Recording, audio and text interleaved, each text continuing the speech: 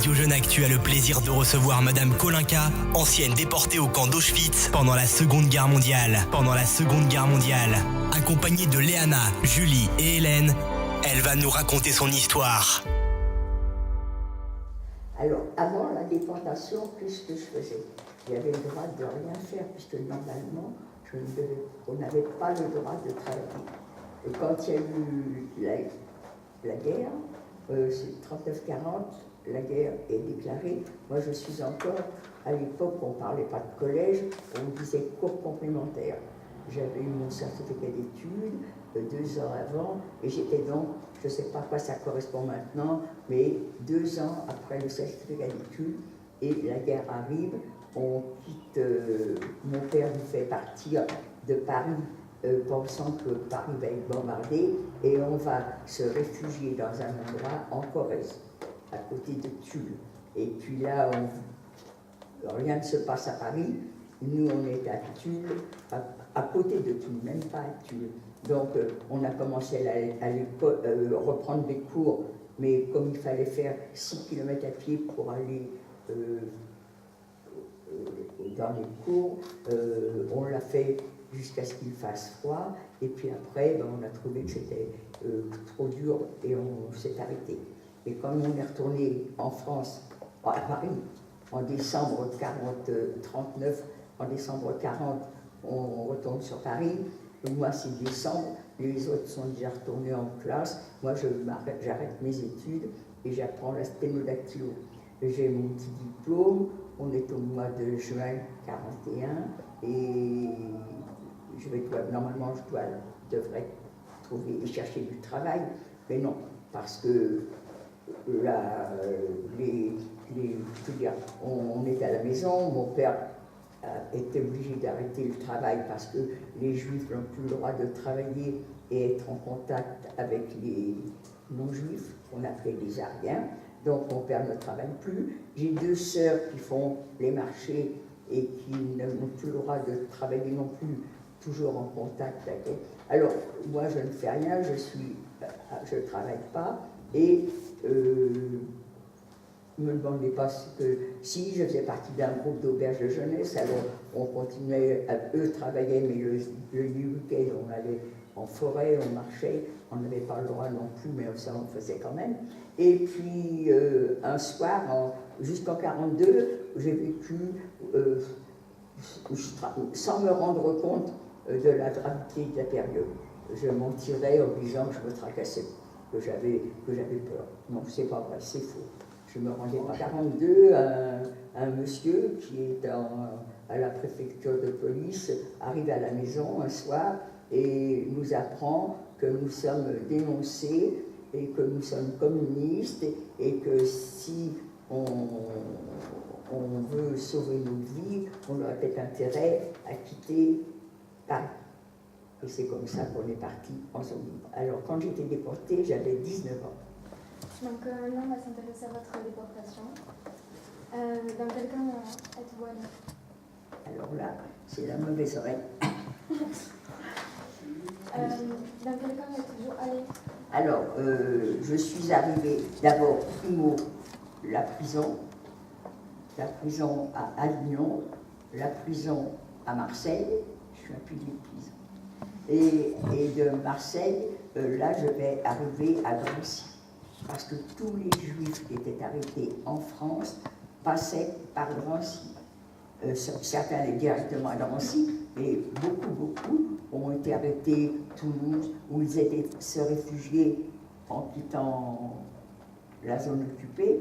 Donc ils ont été se réfugier dans toutes les villes en zone libre. Et quand on était arrêtés, la prison, c'était dans la prison de la localité où on était arrêtés, mais après, on partait tous pour Drancy. Drancy, c'était le camp d'internement avant d'aller dans un camp de travail. Ce camp de travail, on ne savait pas pour moi, personnellement. Il paraît qu'il y en a qui savaient que c'était dans l'Est, mais personnellement, moi, je ne le savais pas. Est-ce que mon père le savait? Ça, je n'en sais rien. Est-ce que vous avez été déporté avec tous les membres de votre famille? Non, non, non, pas tous les membres de la famille. D'abord, la première qui a été arrêtée et déportée, c'est ma sœur aînée, qui a été en 1943. En février 1943, elle a été déportée. Il y a des numéros de transport pour les gens qui ont été déportés, et elle fait partie du transport 48, qui a été déporté en février 1943. Avec moi, oui, il y avait mon père, il avait 61 ans, mon petit frère qui avait 12 ans et demi, et mon neveu qui avait 14 ans et demi, et moi qui en avais 19. On était présents là quand la Gestapo est arrivée, c'est pour ça qu'on a été arrêtés tous les 4. Il y avait ma mère aussi qui était malade à l'étage au-dessus, et ça, j'avoue franchement que je n'ai jamais posé la question en temps et en heure, donc maintenant que tout le monde est mort, je ne peux pas savoir. Est-ce que la Gestapo, quand moi je suis arrivée, est-ce que quand je suis arrivée à la maison, ils étaient là, mais est-ce qu'ils ont eu le temps de monter, voir et de s'apercevoir qu'il y avait une malade qui était même mourante, et qu'ils se sont dit, la vieille, on la laisse crever, on ne va pas s'en occuper, ou alors on était 4 en bas et que ça leur suffisait. Ça, je n'ai jamais posé la question quand j'ai été arrêtée avec mon père, et quand je suis revenue, je n'ai jamais posé non plus la question à ceux qui étaient survivants. Quand on est arrivé, on ne savait pas quels étaient les critères. Et après, naturellement, on a appris. Les enfants en dessous de 15 ans, si vous aviez 14 ans, 13 ans, 12 ans et en dessous encore, vous ne rentriez pas dans le camp. Par contre, il y a quand même eu des exceptions. Mon neveu en est le premier. Il avait 14 ans, mais il était grand, il était costaud, et on a cru qu'il était plus vieux. Donc lui, malgré son jeune âge, il est rentré dans le camp. Ça a été la même chez des camarades, c'est pareil. Elles sont très jeunes, enfin très jeunes. Elles sont beaucoup plus jeunes que les autres parce qu'elles faisaient plus que leur âge. Mais normalement, moins de 15 ans, on ne rentre pas dans le camp. Ils veulent que des personnes capables de travailler. Alors pour eux, moins de 15 ans, t'es trop jeune, tu ne travailles pas. Et au-dessus de 45 ans, pour eux, les femmes sont trop âgées. Donc au-dessus de 45 ans, tu ne rentres pas dans le camp, tu n'es pas capable de travailler. Ils tuaient toutes les personnes qui n'étaient pas capables de travailler. Ils ne vont pas nourrir des gens qui ne sont pas capables de travailler. Donc, entre 15 et 45 ans, tu peux vivre. En dessous et au-delà, on te tue. Quelles étaient les conditions de vie dans le camp? Oh, c'était formidable. Conditions de vie. Eh bien, vous voulez que je vous raconte une journée peut-être. Alors, une journée. Le réveil, 3h30 du matin. On ne vous réveille pas en disant « Allez, mes petites dames, debout, c'est l'heure ». Non, on commence à rentrer dans les allées. De chaque côté des allées, vous avez des espèces de niches où on est 6 par niche. Mais par contre, on n'est pas 6 côte à côte, on est 3. Et dans le fond, vous êtes 3. Donc, au bord de l'allée, celles qui sont là, c'est elles qui reçoivent les coups. Parce qu'elles nous réveillent, ces femmes. Ça s'appelle des blokovas. La blokova, c'est celle qui est responsable de la baraque où on couche. Elle a des copines, des petites ailes qu'on appelle des shkugovas. Elles ont toutes des schlags, c'est-à-dire des espèces de gourdins en bois ou en caoutchouc, mais un caoutchouc très dur, et elles vous réveillent à coups de schlag. Et il faut 3h30, c'est le réveil. Il faut tout de suite, immédiatement, être dehors à l'appel. On a eu la bêtise, la première nuit, de se déshabiller. C'était trop long pour se rhabiller, donc on ne peut pas se déshabiller. Et comme il faut être très très vite dehors, eh bien, on dort tout habillé le deuxième jour, jusqu'à la fin. Et alors, le réveil est à 3h30 du matin, vous devez être à l'appel. L'appel dure 1 heure, 2 heures. Le matin, ce n'est pas très très long, parce que la blokova, c'est-à-dire celle qui s'occupe de la baraque, a uniquement que sa baraque à compter. Dans une baraque, on est dans les 700, et comme on doit avoir un rang impeccable, pas une avec un pied devant, pas l'autre, donc c'est très facile de compter par rang, c'est assez rapide. Le matin, le compte est bon.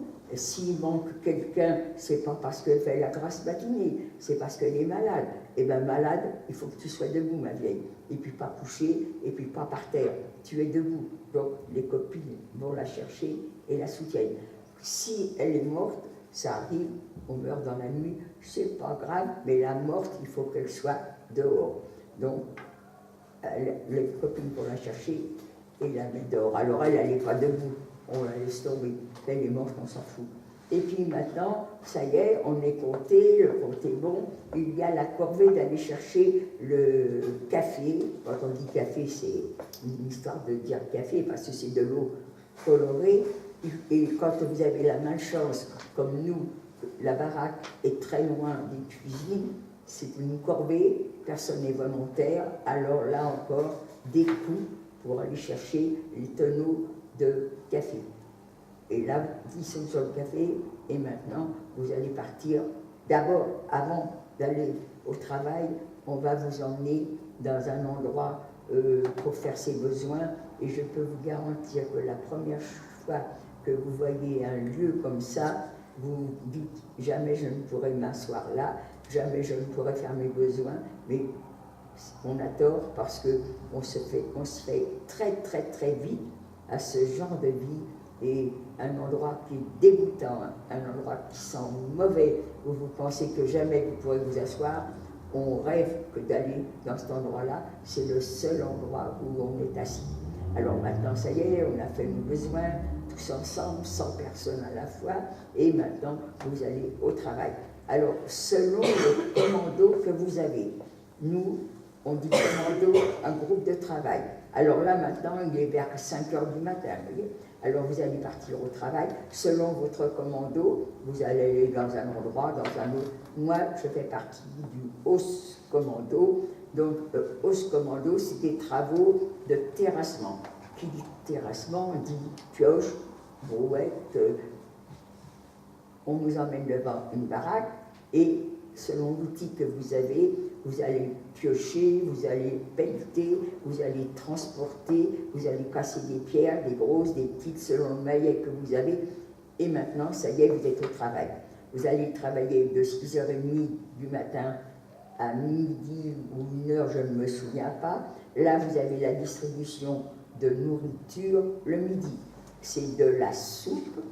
Si la capot, c'est celle qui vous surveille au travail, était honnête, elle remuerait le tonneau de soupe et vous auriez un liquide un petit peu épais qui était fait avec des légumes.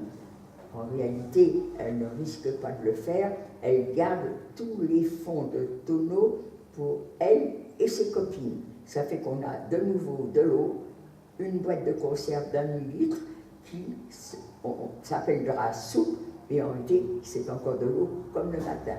Et on va retravailler comme ça. Alors la soupe, on n'a pas de cuillère, on a une écuelle. Au début même, on a une écuelle pour 5, et petit à petit, chacun a son écuelle. Donc, on lappe notre soupe, puisqu'on a oublié qu'on n'a pas de cuillère. Et maintenant, il ne faut pas assis, non, on ne s'assoit pas. On est debout. Et maintenant, il faut se remettre au travail jusqu'au soir.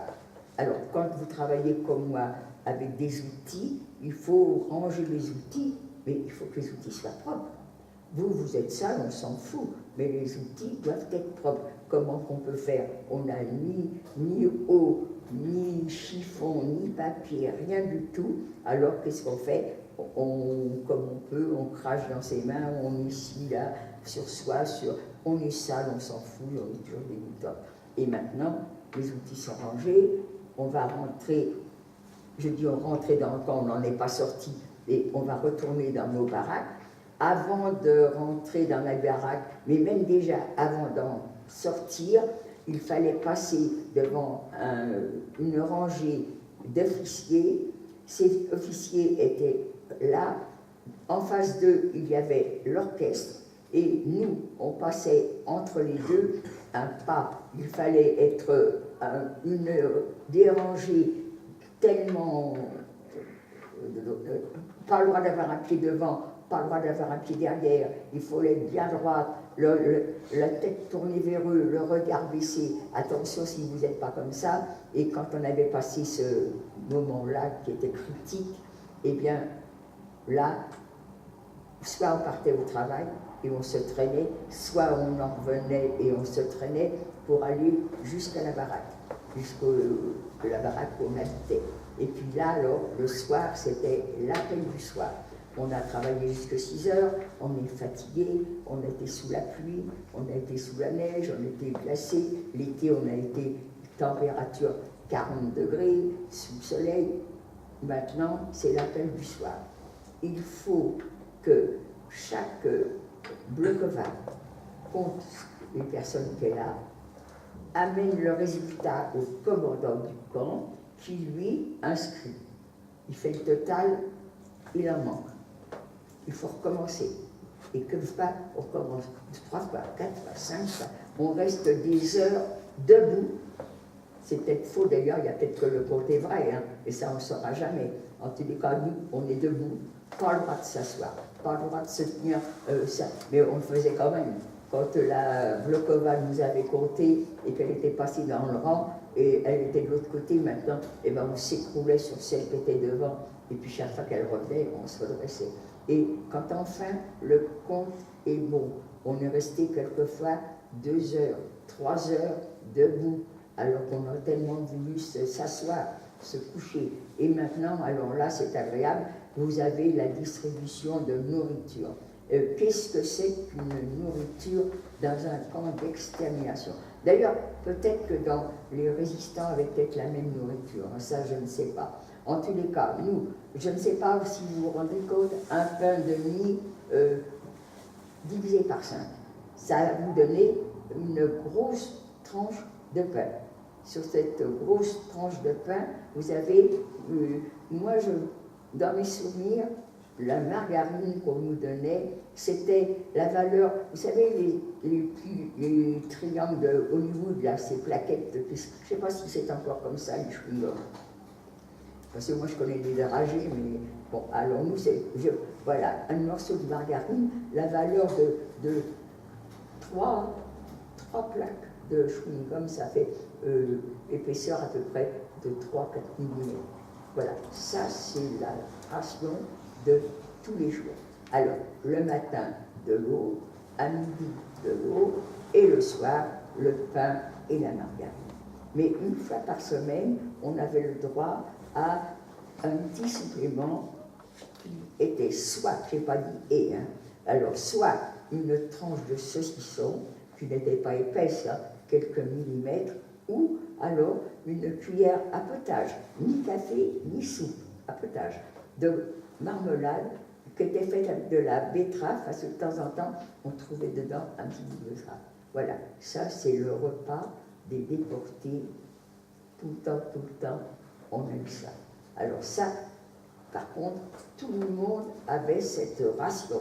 Alors il y en a qui avaient un peu plus, selon qu'ils avaient la chance de travailler dans un endroit où ils étaient en contact avec de la nourriture, c'est-à-dire ceux qui étaient aux cuisines, ceux qui étaient à l'infirmerie, ceux qui travaillaient dans les baraques où il y avait justement baraque de pommes de terre ou baraque de rutabaga.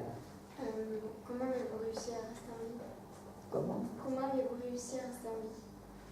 Ben, je me le demande.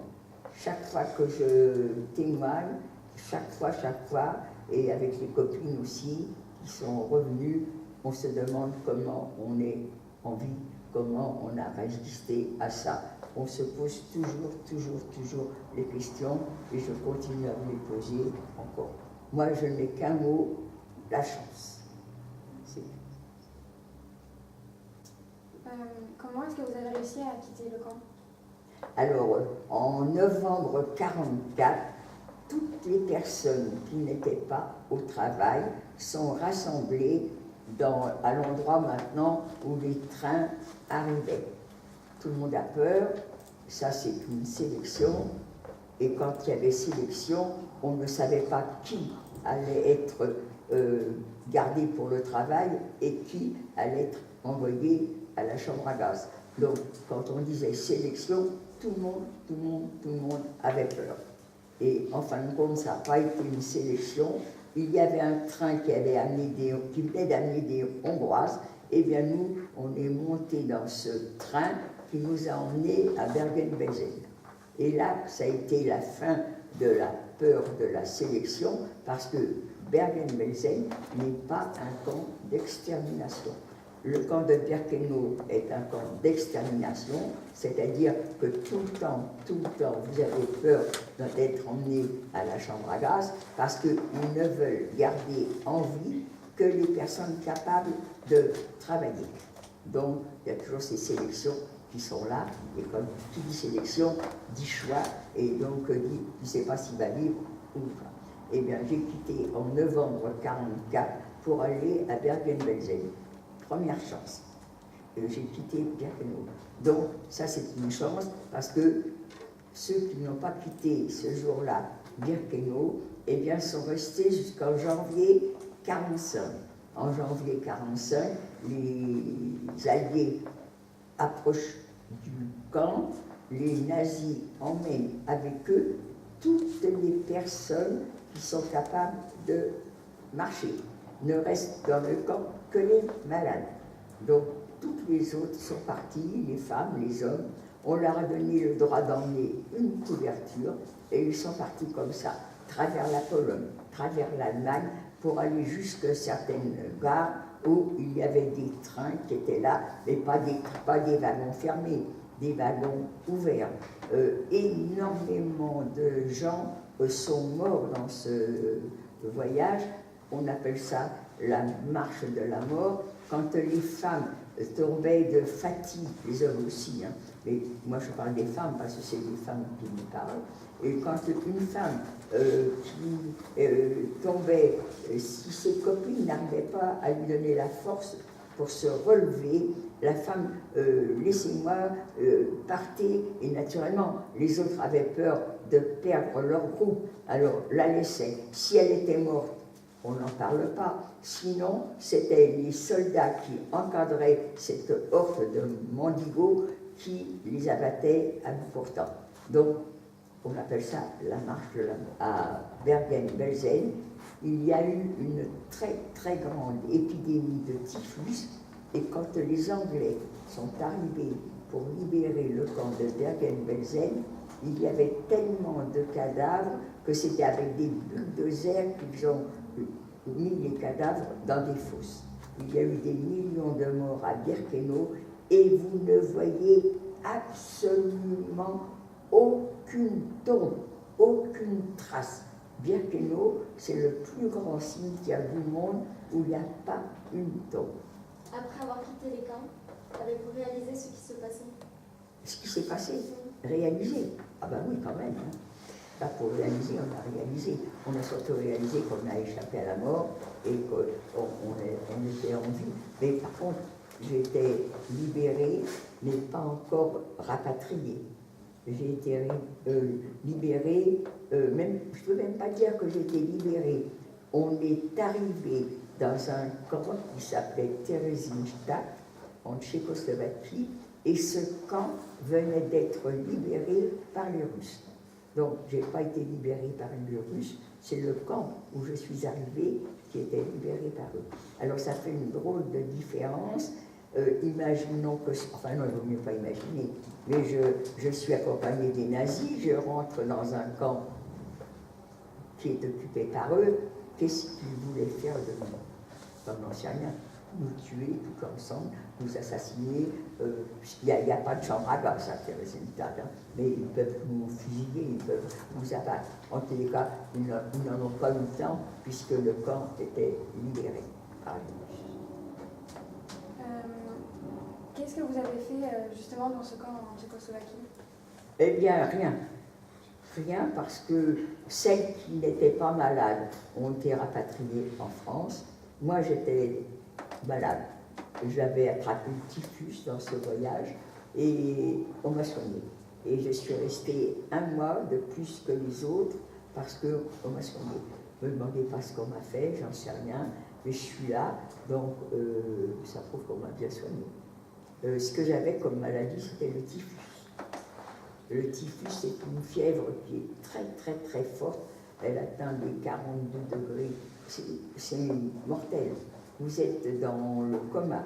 Et je ne sais pas du tout comment j'ai été soignée. Hein.